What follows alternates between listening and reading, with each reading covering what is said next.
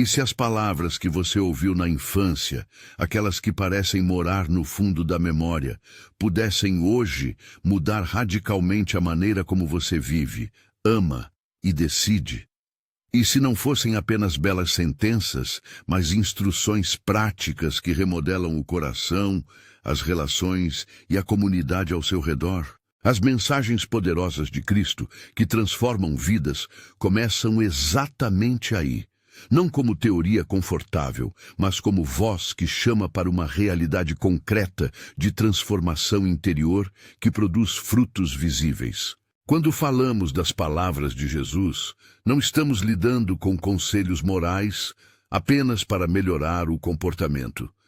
Estamos diante de uma proposta de vida, de um convite para entrar no reino, uma comunidade onde os valores são invertidos em relação ao mundo, onde a pobreza espiritual é o começo da verdadeira riqueza, onde o sofrimento e a humildade podem abrir espaço para a consolação e a justiça.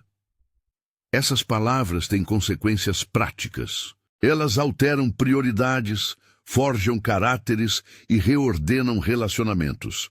Por isso, quero que você fique comigo. Ao longo desta mensagem, vamos olhar para passagens chaves, começar pelo Sermão da Montanha, pelas bem-aventuranças, e deixar que cada expressão de Jesus ilumine a forma como respiramos, trabalhamos, amamos e esperamos. Se algo aqui tocar seu coração, escreva nos comentários qual das bem-aventuranças mais te alcança. Compartilhar nos ajuda a perceber que não caminhamos sozinhos. Jesus abre o Sermão da Montanha com uma série de declarações que parecem à primeira vista paradoxais. Em Mateus 5, 3, 12, ele aponta para um tipo de bem-aventurança que não coincide com as receitas do sucesso humano. É nesse ponto que começa a transformação. Quando reconhecemos que a vida do reino começa no lugar onde o orgulho se rende e a esperança nasce no meio da fragilidade. Bem-aventurados os pobres em espírito. Não se trata de glamourizar a pobreza material, nem de romantizar a falta. Pobre em espírito é a pessoa que reconhece sua limitação diante de Deus, que não se ilude com autossuficiência. É aquele que admite, eu preciso, e aí começa a depender. Na prática, ser pobre em espírito pode tomar formas simples e concretas. Confessar uma falha em uma amizade, pedir aconselhamento antes de decisões importantes, abrir mão da necessidade constante de parecer forte. Ana, uma professora de 30 e poucos anos, contou uma vez que decidiu pedir ajuda quando percebeu que sua ansiedade impedira que ela fosse paciente com os alunos. Ao admitir a própria limitação e aceitar a graça e o apoio de colegas e de Deus, ela encontrou recursos para agir com mais sabedoria. A transformação não aconteceu de um dia para outro, mas começou com humildade. Bem-aventurados os que choram, porque serão consolados. Chorar não é sinal de fraqueza no reino, é sinal de honestidade com a dor. Dor pessoal, dor do mundo, dor pela injustiça. Há um tipo de lamentação que gera mudança, o pranto que nos leva a agir. Pessoas que choram pelo que está quebrado frequentemente se tornam as mais dedicadas para consertar, consolar e carregar o fardo do outro. Lembrar-se do choro como porta para o consolo é também lembrar que a presença de Deus é profundamente compassiva. Consolação aqui não é anestesia superficial, mas a presença que caminha com a dor e dá nova esperança. Bem-aventurados os mansos, porque herdarão a terra. Mansidão não significa passividade. É poder sob controle, é a coragem de renunciar à violência quando se poderia responder com agressão, é a sabedoria de escolher a mansidão em um mundo que confunde força com dominação. A terra prometida está ligada ao fruto de quem sabe administrar poder com justiça e compaixão. Na prática, a mansidão se manifesta em conversas difíceis, em que alguém escolhe ouvir mais do que ter razão. Na liderança que busca o bem comum em vez da própria glória. Bem-aventurados os que têm fome e sede de justiça, porque serão fartos. Essa fome é ativa, não é conformismo. É o apetite por um mundo onde o direito, a dignidade e a equidade se restabelecem. A fome por justiça nos chama à ação. Defender o oprimido, dar voz ao silenciado, atuar onde a dignidade humana é negada. Ao mesmo tempo, essa busca por justiça deve vir temperada pela humildade para não se tornar ímpeto autoritário. Justiça, no sentido bíblico, é misericórdia aplicada com retidão. Bem-aventurados os misericordiosos, porque alcançarão misericórdia. Misericórdia não é apenas um sentimento, é uma prática que modifica relacionamentos. É perdoar quando a resposta esperada seria a vingança. É estender a mão ao que está caído, sem primeiro exigir que mereça. Na vida cotidiana, misericórdia implica em criar espaços onde erros são tratados como oportunidades de restauração e não como sentença definitiva. É aquele gesto prático. Pagar a conta de alguém em dificuldade, acolher o arrependido, perdoar sem humilhar. Bem-aventurados os puros de coração, porque verão a Deus. Pureza de coração refere-se à coerência interior, aos desejos alinhados com a verdade, à integridade que não se disfarça. É a transparência que evita as máscaras sociais e a duplicidade moral. Pessoas de coração puro conseguem ver Deus porque seus olhos não estão ofuscados por interesses ou pela busca de status. Essa pureza se cultiva em pequenas escolhas. Olhar com honestidade para o próprio desejo, recusar o hábito que envenena, escolher relações que edificam. Bem-aventurados os pacificadores, porque serão chamados filhos de Deus. Fazer a paz é obra criativa e, às vezes, brutalmente prática. Não é sinônimo de tolerância superficial. É a ação deliberada de mediar, reconciliar e construir pontes. A paz verdadeira corrige injustiças quando necessário e reconcilia quando possível.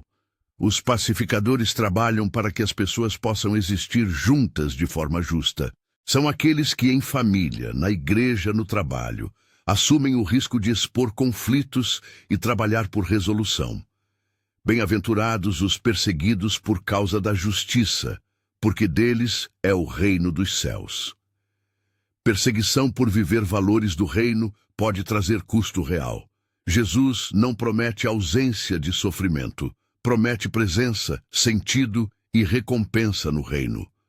Ser perseguido por fazer o bem revela que nossas prioridades incomodam um mundo que se organiza por outros critérios. Aqui o chamado é a perseverança.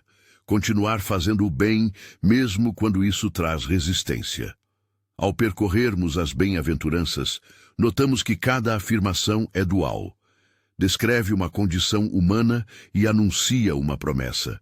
Elas abrem um horizonte para quem decide viver segundo o reino. Mas não são meros ideais. Cada bem-aventurança quer ser aplicada no cotidiano, nas decisões pequenas e corajosas. Pergunte-se, onde você tem resistido a admitir necessidade? Onde você tem evitado o choro que denuncia uma injustiça? Em que áreas você precisa exercitar a mansidão? Que fome de justiça te move? Para que essas palavras deixem de ser belas ideias e se tornem transformação concreta, precisamos traduzir cada bem-aventurança em práticas. Eis algumas sugestões práticas, não como fórmulas, mas como exercícios que ajudam a reorientar o coração. Pobreza de espírito. Reserve um tempo semanal para confissão sincera e para pedir conselho a alguém maduro na fé. Deixe que outra pessoa ore por você. Lamentação. Anote uma lista de dores que você tem sentido, pessoais e coletivas, e escolha uma ação concreta para cada uma. Uma ligação, uma visita, uma doação, uma participação em um grupo de apoio. Mansidão. Na próxima situação de conflito, imponha a prática de ouvir sem interromper por 3 minutos antes de responder. Fome de justiça. Identifique uma causa local que precisa de apoio. Doe tempo ou recursos a iniciativas que defendem os marginalizados. Misericórdia. Pratique o perdão em pequenos atos. Comece com uma carta, uma mensagem, um encontro. Não para justificar o erro, mas para restaurar quando possível. Pureza de coração. Faça um exame de consciência semanal sobre motivações nas suas escolhas. Peça a Deus para purificar intenções. Pacificação. Ofereça-se como mediador em um conflito menor. Aprenda técnicas de escuta restaurativa. Perseverança na perseguição. Cultive uma comunidade que sustente você nas dificuldades. Não enfrente sozinho situações de ostracismo por sua fé. Cada prática não é um investimento para ganhar bênçãos automáticas. É um caminho para ser moldado. Jesus não entrega um pacote de técnicas para a prosperidade instantânea. Ele oferece formas de vida que transformam o coração e, por consequência, reconfiguram a comunidade. Ao terminar de olhar para as bem-aventuranças, percebemos que o Sermão da Montanha não é uma coleção de regras, mas uma carta de identidade para os que desejam viver no reino. Identidade que molda comportamento. Somos um povo que busca justiça, que mostra misericórdia, que age com mansidão, que se expõe à perseguição por amor ao que é justo. E assim, em pequenas ações cotidianas, o testemunho da comunidade cristã se torna sal e luz no mundo. Antes de avançarmos, quero lembrar o convite. Se alguma das bem-aventuranças te tocou de modo especial, comente qual foi. Dizer em voz alta o que nos toca é dar um passo rumo à transformação. Seguindo adiante, Jesus não para nas bem-aventuranças. Ele prossegue delineando o papel do discípulo no mundo usando duas imagens poderosas, sal e luz. Mateus 5, 13 e 16. Essas metáforas mostram que a transformação pessoal tem um impacto público. O sal preserva, tempera e dá sabor. A luz revela o caminho e permite que outros caminhem em segurança. Assim, as mensagens de Cristo que transformam vidas não se confinam à intimidade do coração. Elas alcançam a praça, a família, o trabalho, a política e a cultura, sem que, no entanto, o objetivo seja domínio ou ostentação, mas testemunho que aponta para o Pai. Imagine um bairro onde um pequeno grupo de pessoas vive as bem-aventuranças. Há aqueles que se humilham em pedir perdão, os que choram diante da dor dos vizinhos, as mãos que praticam misericórdia sem buscar reconhecimento. Esse grupo transforma a vida do lugar. A fome por justiça encontra resposta em iniciativas de ajuda. A mansidão modera conflitos. A pureza de coração promove confiança. O sal e a luz têm poder justamente porque a transformação interna transborda em atitudes externas. Mas o chamado para ser sal e luz vem acompanhado de uma advertência. Não se esconda nem perca a essência. Sal que perde o sabor é inútil. Luz escondida não cumpre sua função. A disciplina espiritual que Jesus propõe, oração, jejum, generosidade, sustenta essa influência. A fé que brilha é uma fé alimentada por intimidade com Deus, uma fé que se fortalece na prática do Pai Nosso e em ações coerentes com as palavras que professamos. Aqui surge uma pergunta crucial. Como garantir que nossa influência seja fiel e não apenas um reflexo de interesses pessoais? A resposta volta ao centro do sermão, ao coração. Quando as motivações são puras, quando a vida privada é coerente com as ações públicas, nosso testemunho tem autoridade verdadeira. Isso exige vigilância pessoal e comunitária, admitir quando erramos, pedir correção, cultivar disciplina espiritual. Ao falarmos de sal e luz, pensamos também em fronteiras. Até que ponto devemos nos envolver nas estruturas sociais? Jesus não propõe um escapismo espiritualista nem um ativismo desenfreado. Ele propõe presença transformadora, ser dentro do mundo e não do mundo. O discípulo que é sal e luz age com coragem e sabedoria para afetar o ambiente sem perder a identidade do reino.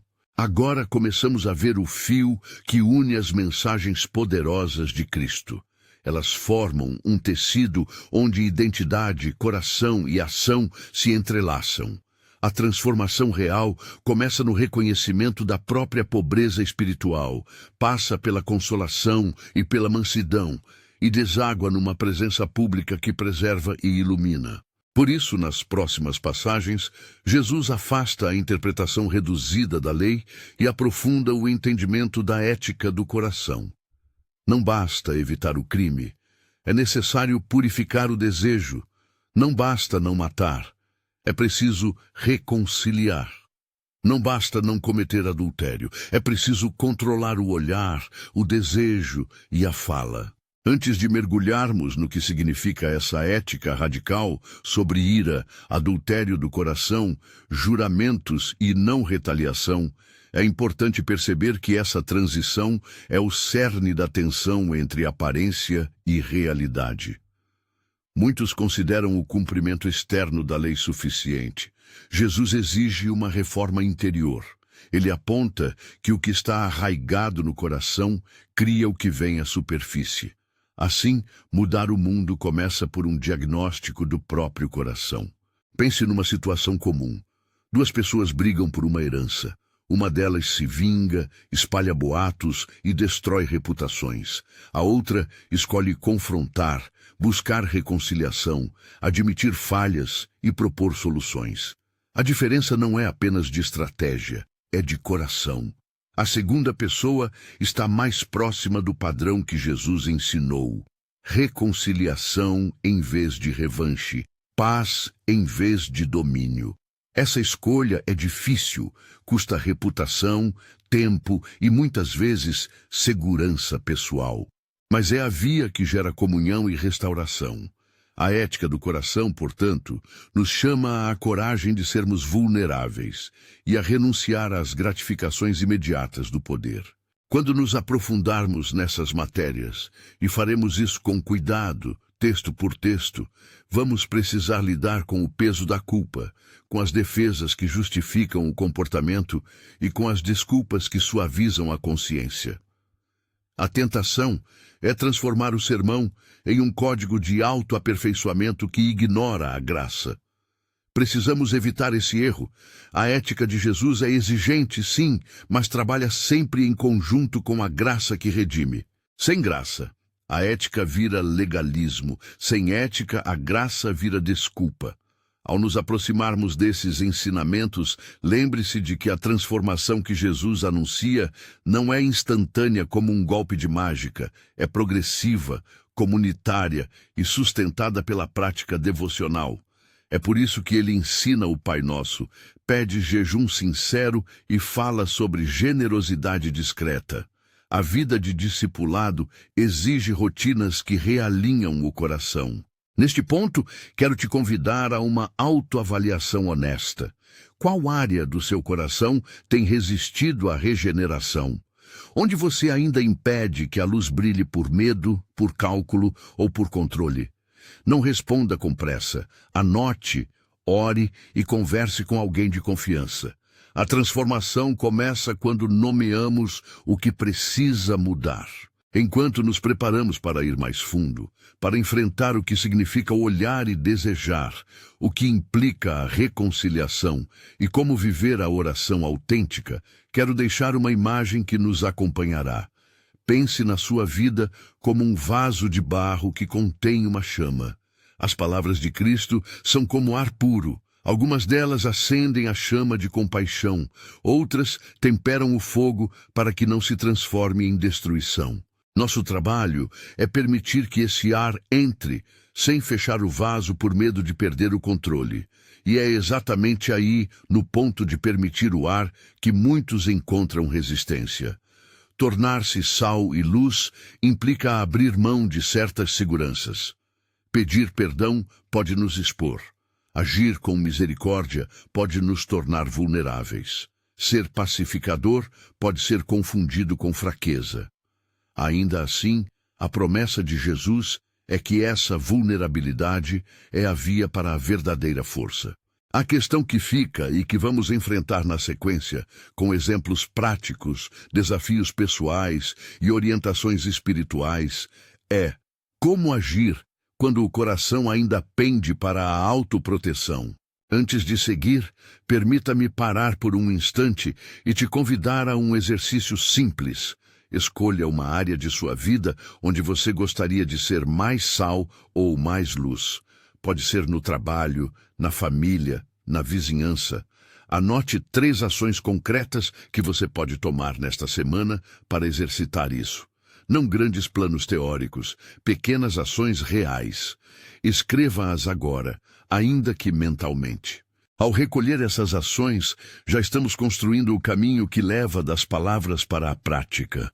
O próximo passo é enfrentar as regras do coração, onde Jesus aprofunda o sentido da lei e nos chama a transformar o interior antes que a exterioridade siga em falso. A pergunta que nos pressiona é: estamos prontos para que nossas motivações sejam examinadas à luz das mensagens que realmente transformam vidas? Quando Jesus começa a expor a ética do coração, ele não está inventando uma norma impossível. Ele está convidando a uma transformação que muda de dentro para fora. Em Mateus 5, 21, 48, ele pega comandos familiares e os devolve ao seu núcleo. Não basta evitar o ato, é preciso limpar as raízes. A ira que alimentamos nas entrelinhas, o olhar que se detém em desejo, a palavra que planeja humilhar, tudo isso revela um solo que precisa ser cultivado. Pense na ira como uma chama que aquecia a sobrevivência em tempos antigos, mas que hoje queima laços e reputações. Quantas vezes permitimos que um comentário nas redes sociais, uma ofensa do passado ou uma humilhação transforme nosso modo de enxergar alguém? Jesus nos chama a reconciliar antes de oferecer o presente no altar. Mateus 5, 23, 24. Isso é prático. Não estamos falando de atos espetaculares, mas de passos pequenos e corajosos. Telefonar para quem feriu, admitir o erro, pedir perdão, resistir ao impulso de responder com ironia quando a honra é atacada. Reconciliação exige coragem e estratégia.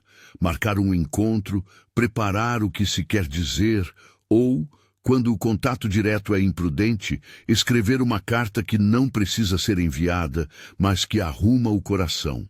O adultério do olhar, Mateus 5, 27 e 30, é um ensinamento que toca as fibras íntimas da integridade. Não se trata apenas de proibir fantasias, trata-se de proteger o amor e a fidelidade que mantém famílias de pé. Em termos práticos, isso implica vigiar o que consumimos, filmes, conversas, trajetórias online que normalizam a objetificação. Significa estabelecer guardas, conversas francas com o cônjuge sobre limites, filtros em dispositivos, responsabilidade partilhada com amigos na fé. Também é aprender a redirecionar o desejo para ações que constroem. Tempo de qualidade com o parceiro, investimentos na amizade, cultura que edifica. Quanto aos juramentos e promessas, Mateus 5, 33, 37, Jesus propõe uma simplicidade ética. Seja sim, seja não. Em um mundo de contratos verbais e meias-verdades, a transparência reconstrói confiança. O exercício prático aqui é honrar a palavra dada. Quando não for possível cumprir, comunicar com antecedência e propor alternativas. A reputação de quem cumpre a palavra é sal no tecido social. E a não retaliação, ame seus inimigos. Mateus 5, 38, 48. Aparece como um desafio impraticável até que percebemos que Jesus não pede ingenuidade, mas liberdade de escravidão pelo ódio. Amar inimigos não exige amizade forçada, pede recusar o ciclo de vingança, orar por quem nos faz mal, proteger a própria integridade e, quando possível, procurar meios justos de reparação. Em contextos de violência ou abuso, amar pode significar proteger-se e denunciar. Não é passividade, é uma ética de sabedoria que rompe o ciclo destrutivo. Para que essas mudanças aconteçam, precisamos de práticas que moldem o coração. Jesus não nos deixa sem ferramentas. No capítulo 6 de Mateus, ele oferece instruções sobre devoção, oração, jejum e generosidade. O Pai Nosso, Mateus 6, 9 e 13, ensina uma oração que é ao mesmo tempo simples e radical. Reconhecer o Pai, pedir provisão diária, buscar perdão e forças para perdoar e pedir proteção contra a tentação. Não é um mantra mecânico, é um mapa para a dependência. Como traduzir isso em rotina? Primeiro, torne a oração concreta. Escolha 3 momentos curtos no dia para comunicar-se com Deus. Ao acordar, ao almoçar, ao deitar, e comece com o Pai Nosso, pedindo a Deus que revele onde precisamos de mudança. Segundo, pratique o jejum com uma motivação clara. Mateus 6, 16, 18. Não para exibição, mas para ensinar o corpo a não governar a alma. Alguém pode começar com um jejum de uma refeição por semana, usando o tempo economizado para orar e pensar em alguém necessitado. Terceiro, a generosidade. Dê sem alarde. Identifique uma pessoa ou família que precisa e faça ajuda anônima. Ou, se for público, explique o objetivo: ajudar, não ostentar. O jejum e a oração não são fórmulas para obter resultados específicos. São práticas para transformar o apetite interior e alinhar-nos ao coração de Deus. Não prometem cura imediata ou prosperidade automática. Prometem moldar-nos para agir com sabedoria e compaixão. Quando Jesus fala em parábolas, Mateus 13, ele lança sementes de interpretação com poder prático. A parábola do semeador nos ajuda a diagnosticar o solo do nosso coração. Há quem ouve e depois vem a preocupação ou perseguição e extingue a palavra. Outros recebem com alegria, mas não aprofundam e logo secam por falta de raiz. O convite é avaliar: que tipo de solo sou eu? Faço leitura bíblica por impulso ou por disciplina? Faço perguntas e procuro comunidade que ajude a resistir às distrações? Uma prática concreta. Mantenha um diário de leitura da palavra. Anote um versículo que tocou você e 3 perguntas. O que Deus está revelando? O que isso exige de mim? Como eu posso praticar isso esta semana? As parábolas do tesouro e da pérola, Mateus 13, 44, 46, dramatizam prioridade. Jesus usa imagens de despojamento radical para mostrar que seguir o reino exige avaliar o valor das coisas. Isso pode soar extremo, mas existe uma aplicação pastoral equilibrada. Não é uma ordem universal para vender tudo imediatamente. É um chamado a não ser possuído pelas posses. Faça um exercício prático. Identifique um tesouro, algo que ocupa seu tempo e afeto de forma desproporcional. E planeje uma ação concreta para reorientar essa prioridade. Doar, delegar, reduzir o tempo investido, criar limites financeiros que priorizem o reino. A parábola da pequena semente e da levedura, Mateus 13, 31, 33, nos lembra que o reino cresce de maneiras inesperadas e muitas vezes discretas. Pequenas atitudes de amor têm efeito multiplicador. João, um padeiro que decidiu usar sobra de pães para alimentar uma creche local, não mudou o país da noite para o dia, mas sua atitude inspirou vizinhos a doar roupas, professores a criar projetos e a comunidade a se unir. O reino se expande assim, por fidelidade, sem glamour, com constância. Chegar ao ponto do discipulado radical significa olhar para o chamado de Jesus para ir e ser enviado, Mateus 10, e para tomar a cruz, Mateus 16, 24. Discipulado tem custo. Não é marketing de renúncia, é realismo espiritual. Seguir Jesus pode implicar perda de prestígio, de tempo livre, de projetos egoístas. Mas também abre uma vida de sentido e comunhão. Um casal que decidiu mudar de carreira para servir em uma cidade pequena enfrentou inseguranças financeiras e rejeição de familiares. Meses depois, viram crianças irem à escola, vizinhos receberem apoio e comunidades começarem a crescer. Não foi fácil nem glamouroso, foi fiel.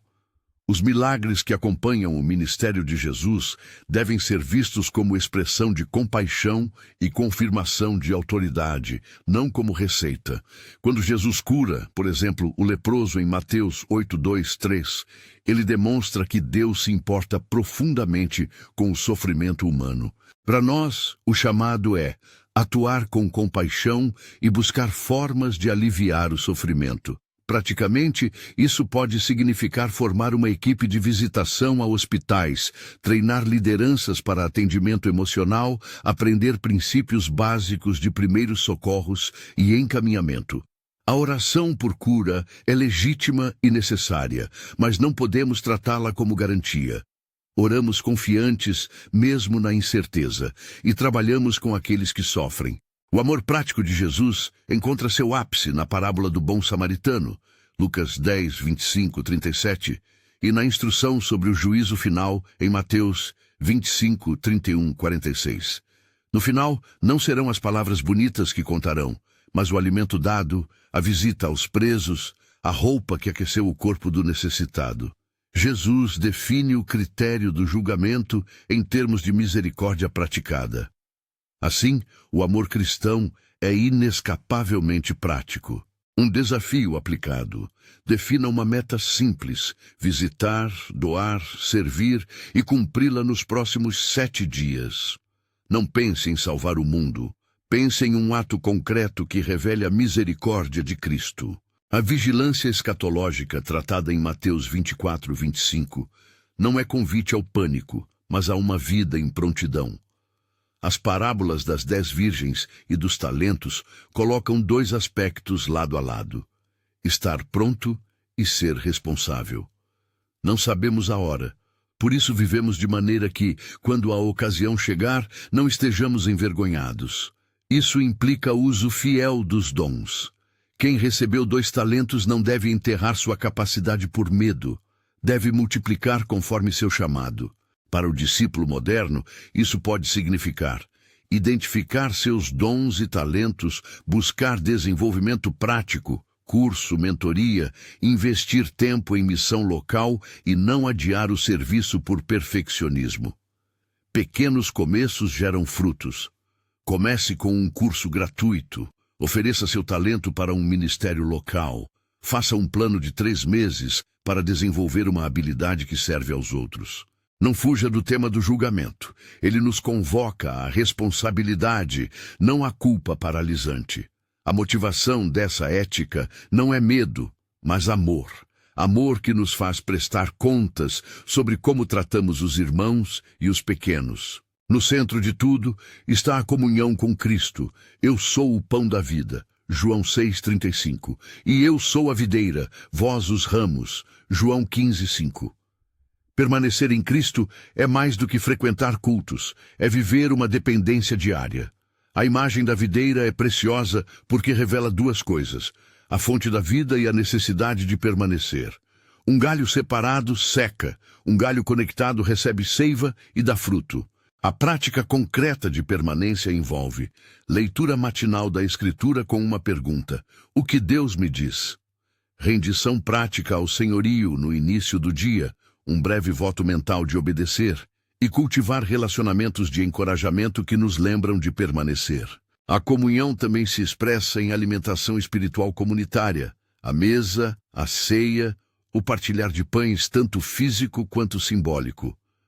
Quando nos reunimos e partilhamos, não é apenas ritual, é encontro que revitaliza a vida. Busque uma comunidade local que pratique cuidado mútuo, que interrompa o culto sem conteúdo pastoral para atender um necessitado. Comunhão sem compromisso transforma-se em plateia. Compromisso com comunhão transforma vidas. Chegamos então ao ponto decisivo. Jesus não fala para nos deixar confortáveis. Ele fala para nos conduzir a escolhas. A transformação que ele promete é interior e exterior. Interior porque altera motivações. Exterior porque produz obras. É possível permanecer intelectualizando? Sim. É possível fingir piedade? Também. Mas a verificação final dessa mensagem é a prática. Escolher uma atitude de acordo com as bem-aventuranças, decidir tomar uma responsabilidade no serviço, perdoar alguém, acolher um marginalizado, essas ações pequenas e repetidas constroem testemunho duradouro.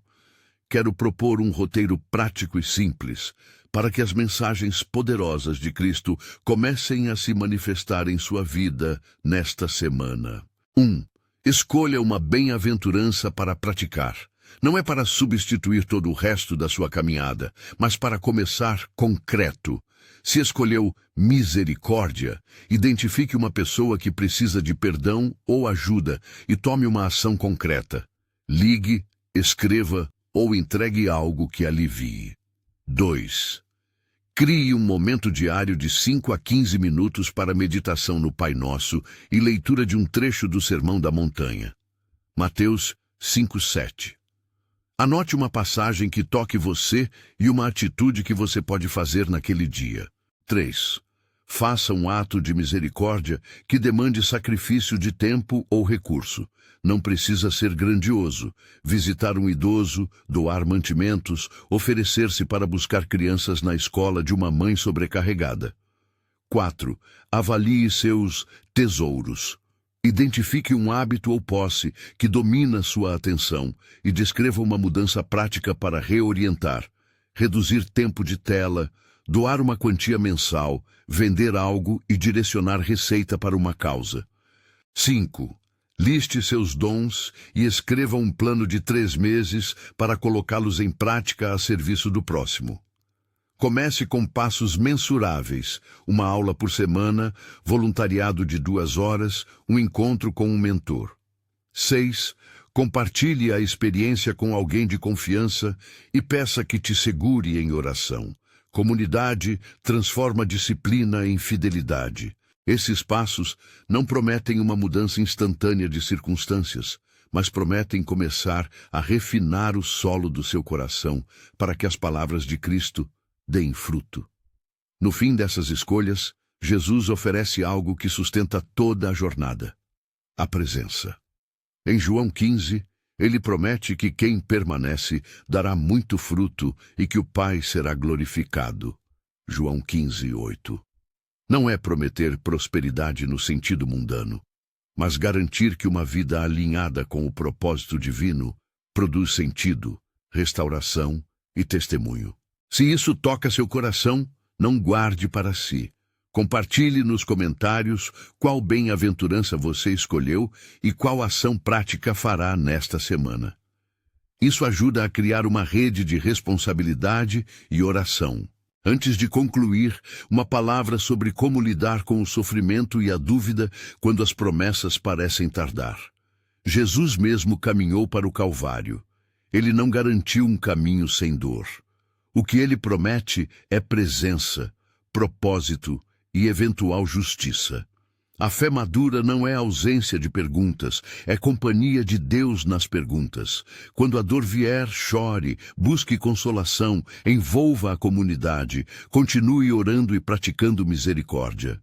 Às vezes, as obras de compaixão não mudam rapidamente a situação, mas elas mudam a nós e mudam o mundo aos poucos. E agora, um convite final. Escolha uma ação concreta esta semana. Perdoar alguém, ajudar um vizinho, orar por um inimigo, iniciar a leitura diária do Sermão da Montanha. E comprometa-se a relatar o resultado nos comentários ou para alguém que caminha com você na fé. Se precisar de um passo ainda mais simples, comece por escrever 3 nomes: a pessoa a perdoar, a pessoa a ajudar, a pessoa a convidar para uma conversa espiritual. Depois, execute um desses passos. Pai, pedimos humildade para reconhecer nossas limitações, coragem para pedir perdão e fidelidade para permanecer em Cristo. Dá-nos olhos para ver os necessitados, mãos para servir e corações prontos para amar, não por mérito, mas por graça. Fortalece-nos para viver as bem-aventuranças na prática. Em nome de Jesus, Amém. Que a paz que vem do reino guarde seu coração e que a presença de Cristo sustente cada passo seu. Escolha essa semana uma palavra de Jesus para praticar e deixe que ela transforme sua vida, suas relações e sua comunidade. Se você deseja acompanhar mais mensagens que ajudam a viver o Sermão da Montanha na prática, inscreva-se e venha caminhar conosco.